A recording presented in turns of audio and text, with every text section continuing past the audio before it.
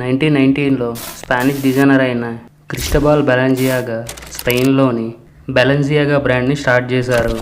Company యొక్క estimated net worth approximately $3.7 billion ఉంటుంది. బెలెన్జియాగా బ్రాండ్కి world వైడ్గా 200 పైగా స్టోర్లు ఉన్నాయి. 20th సెంచరీలో one of the best fashion డిజైనర్లో క్రిస్టోబల్ బెలెన్జియాగా ఒకరు. Cocoon coat, balloon skirt, tunic dress ద్వారా ఫ్యాషన్ ఇండస్ట్రీలో కొత్త రకమైన రెవల్యూషన్ తీసుకుని వచ్చారు.